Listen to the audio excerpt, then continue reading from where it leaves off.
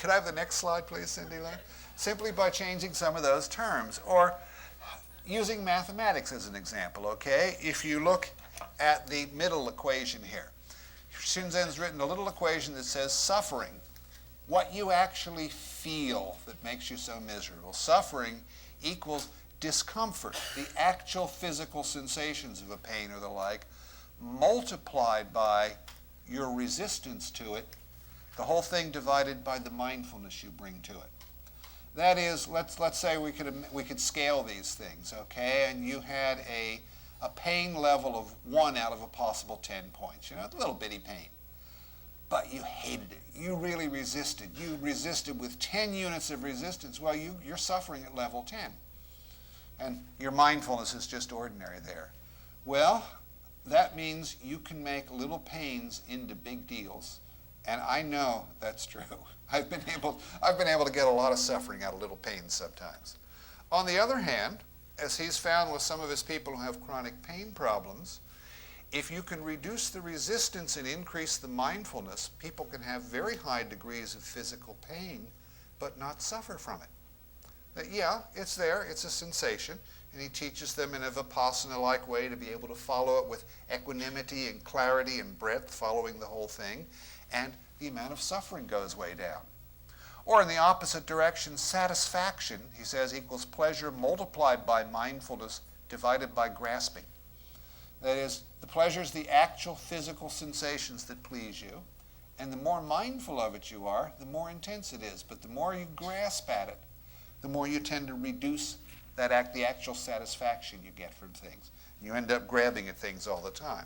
Now, I think he would be the first to say, these are probably not exact equations, right? This is probably not exactly linear like that, but it's a language of simple mathematics that many of us understand, and it sets out some ideas that if we wanted to say, your karmic propensities interact with, it's easier this way. Okay? Another example of trying to increase the efficiency that Shinzen's experimented with. When he first came back from the East, he came back still an ordained monk, wearing a robe with his head shaved, and began teaching in Buddhist temples in Los Angeles and whatnot.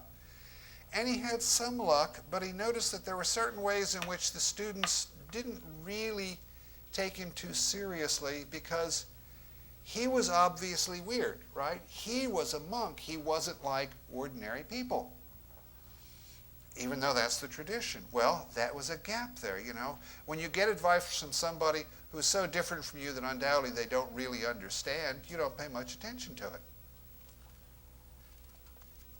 So, as he put it nicely, he put on jeans, let his hair grow, and got a girlfriend so he could become like everybody else, and people listened more. Okay? A simple technical maneuver that has other advantages also. Some of us would think so. But it worked. More importantly, he thought a lot about the whole cultural system in which here doing meditation is swimming upstream. You don't get much social support for doing meditation outside of California. People think you're weird. So naturally, you may get fired up about meditation, and then you go home to do it on your own, and all these other things interfere, and people are going to look at you weird if you say you're doing it, and so forth. Shinzen introduced a buddy system, right? Not a high guru to do things, but simply after you initially learn meditation, you'd get a buddy, simply somebody who would call you up once a week and say, how's it going? And just chat with you about your meditation. That simple kind of social support could make a big difference in how people stuck to it. Now, he's since elaborated, and he trains these meditation buddies in various ways so they can do some coaching as well as just a little social support. But he's found a simple innovation like that makes meditation much more effective. And then one other way in which he's experimented with making meditation more effective. Remember, I talked about state-specific knowledge before and showed you the slide of an article I'd written on it. When you're in an altered state of consciousness, the logic of it is different. What is sensible, what is clear, what is obvious, what is difficult, has a whole different style than it does in your ordinary state of consciousness. Well, ordinary meditation training, you go to a retreat, you sit for many hours a day doing meditation on your own, and maybe once a day if you're lucky, or once every few days in a more typical situation, you get 10 minutes with the meditation teacher just talk about how it's going with you. Well, the thing is, when you're talking to him, you're not meditating. You're not in state anymore. You're not doing what all this previous experience has been. So there may be inherent problems there because you're not in the right state to communicate about it. The words don't mean quite the same thing. So Shinzen began having people come in and sit down and meditate with him. And then he'd say, okay, now do such and such in your meditation. Try that and I'll check with you in a few minutes. He'd check in a few minutes, see how it was going, and then make a suggestion based on his own knowledge and experience with meditation of, well, okay, try this variation on it or substitute this kind of thing and so forth. He found this was much more effective than having people not being in a meditative state talking about things. He was getting right in there, as it were, and coaching them in state at the same time. He did this for so many years, and it eventually combined with the mathematical side of his mind that he began to realize he could probably design an expert system to do this kind of thing. That he just had so much experience that if a person is experiencing A, have them try C and D, and if such and such happens, try so and so, and if such and such happens, try so and so. And he's now working on the second generation version of a computer-based meditation coach. I've tried the first version, had some of the best meditations I've ever had. There's something about having the voice of the teacher there, suggesting things, noting what happens, trying it, that I think is going to revolutionize the teaching of meditation because it gets to do it in state. Okay, so let's come back and be a little analytical a minute. If I could have the next slide, please.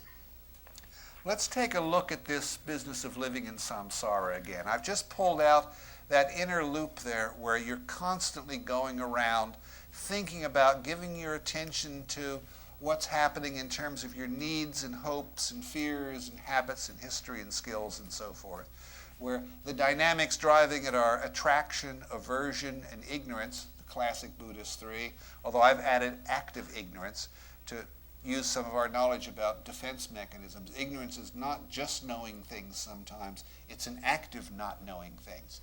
There's sly, manipulative, defensive kinds of things going on there. Shinzen compares it, and I like this analogy, to the various strands of experience going through. You get tied in knots all the time. And when things are tied in knots, they don't flow freely. They tangle up with one another. They get confused. They sap your energy trying to push these tied up, twisted things around the system there.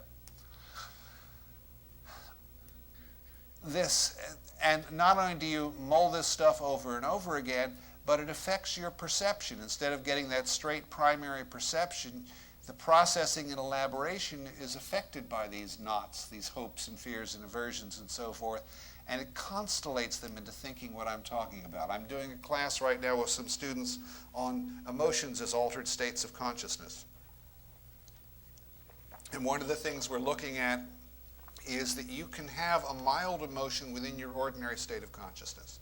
You can be a little bit jealous or a little bit angry at something or a little bit sad about something. It's all within your ordinary state of consciousness. All the rest of your mind runs in its normal pattern. But things cross a certain threshold and you're depressed or enraged. Things are constellated to support it. You see the things that make you jealous of that other person. When you're in a real state of anger, not only are you feeling that anger and thinking about things that make you angry, you see people doing stupid-ass things that piss you off all the time. It's obvious because perception is changed, constellated to fit around this. Okay? And if you're not sure what constellation is, how many of you know what Orion looks like up in the sky? Okay, next time we get a clear night, go outside and look at that batch of stars and try not to see Orion. But Orion's constellated. It'll be almost impossible to see what's really there. A bunch of little lights scattered around. You'll see Orion. So samsara then is, in a sense, we have experience, but the experience is tied in knots. It's full of resistances and tangles and confusions, bumping around through our system, looping itself over and over again. The next slide shows you this kind of samsara, this kind of living in illusion, purified with vipassana. Okay? Now there are relatively straight strands of experience, and they're flowing freely through the system. You don't have all this attraction, aversion, and ignorance and so forth.